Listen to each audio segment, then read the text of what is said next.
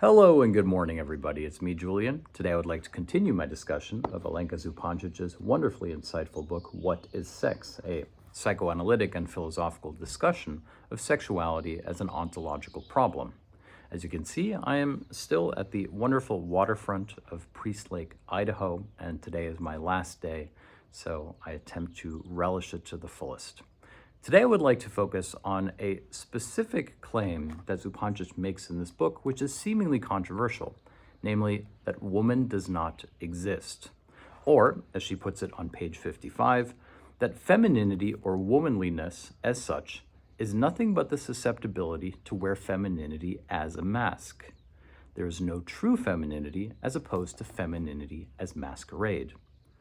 It's important to note that this idea of femininity as masquerade actually derives from Joan Rivier's important text, Womanhood as Masquerade, which was a key influence on Lacan's theory of sexual differentiation. And in this book, Riviere talks to a woman who is professionally successful in a male-dominated profession. And the woman says that she will frequently speak to her male peers, which say she will give a lecture. And in this lecture, she's very lucid, very articulate, very intellectually earnest. And yet she surprises herself because after the lecture, she suddenly becomes excessively coquettish or flirtatious with her male colleagues. She's suddenly more feminine than she even would otherwise be in daily life. And it's not enough to say that she's doing this because she believes herself to be a fraud.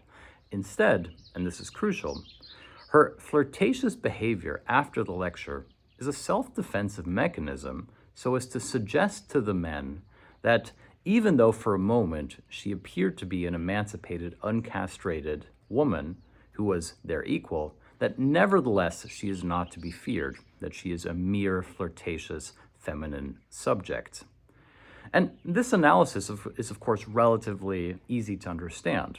However, what's crucial is that Riviere goes one step further, which is to say that Riviere says that not only is this femininity a form of self-defense, but this idea of femininity as masquerade, as a mask one wears, is in fact the very essence of the feminine. Now, this goes against the seemingly commonsensical position, even articulated by some liberal feminists, that there is femininity which is performed for men, and then there is authentic underlying femininity.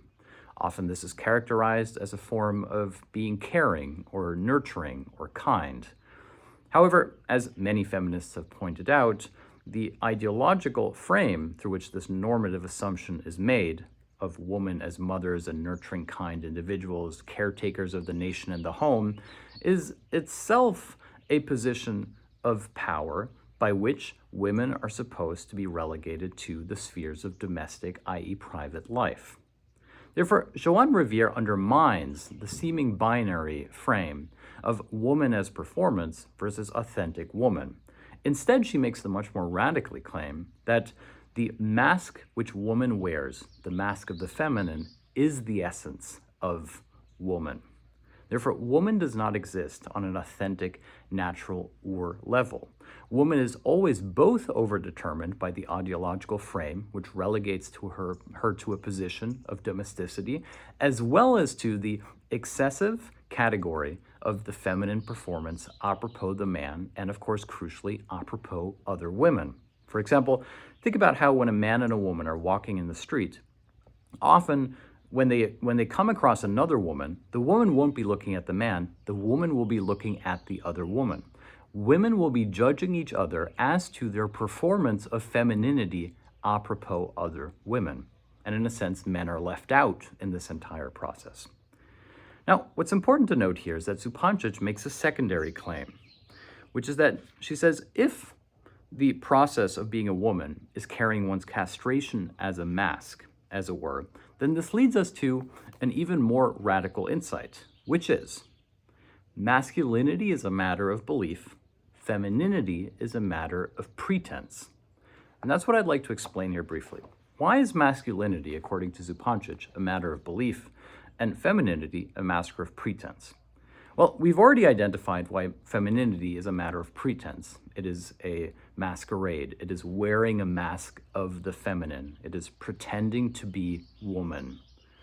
However, why is masculinity a matter of belief? Well, Zupančič has a wonderfully easy to understand example. She says, of course, both men and women grapple with the problem as to what it means to be a man or a woman. This is not exclusive to women.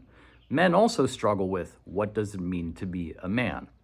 However, the problem that emerges is that since the essence of feminine identity is masquerade, i.e. pretending or playing to be a woman, that if a man pretends to be a man, i.e. excessively performs outward masculine features, injecting himself with steroids and becoming, the ultimate alpha male, then this very performative dimension of his masculinity renders him feminine, which is to say, the performance of masculinity always appears to the man as feminine, as not truly male.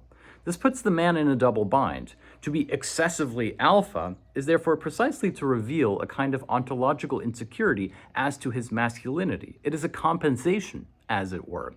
To pretend to be masculine is therefore itself feminine, which means that the man is caught in a double bind. The more he tries to pretend to be a man, the more he appears to be a woman, as it were. There's actually a beautifully and very funny scene, I think, in one of my favorite series called Peep Show, a British comedy series, in which a man who is struggling with confidence is told by another man that every morning he should look in the mirror and say to himself, "You are the man." Common self-help rule. And he tries doing this in the morning, except with one little mistake. Instead of saying, "You are the man," he says, "You are a man." And this actually renders him more ridiculous. He walks through life saying, "You are a man," but this, of course, quickly becomes an ontologically open philosophical question. What does it mean to be a man? Which, of course, cannot be answered. The question, what does it mean to be the man, however, can be answered by means of you are the man against and above other men. Therefore, to dominate other men becomes the manner in which the man performs his masculinity. This means that, once again, the woman is excluded. Men perform masculinity apropos other men. Women perform femininity apropos other women.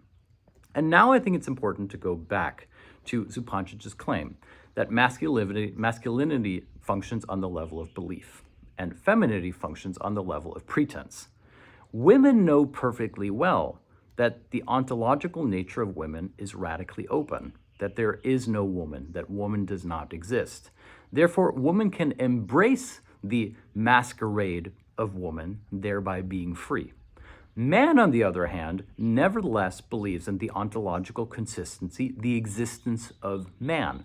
Man, therefore, has to believe that man has this ontic security. Therefore, the female comfort as to the performance of femininity, which is therefore both expected of her and yet nevertheless derided, becomes the nodal point, the bone stuck in the throat of the ontic insecurity of man. Therefore, as Zizek has argued, one could make the even more controversial claim that man is a woman who believes that she exists. This means that man has to uphold this ontic insecurity by means of latching himself onto something that holds it in place. And that which holds man's sexual identity in place is the other, namely woman.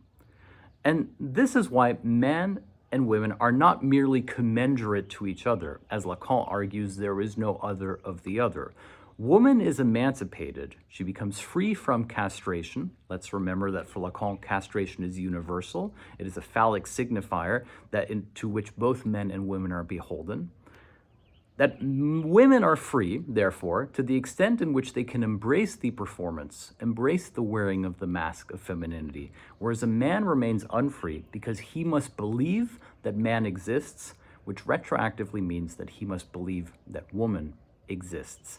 Therefore, the female comfort as to the charade or masquerade of femininity itself threatens to undermine the ontological security of man.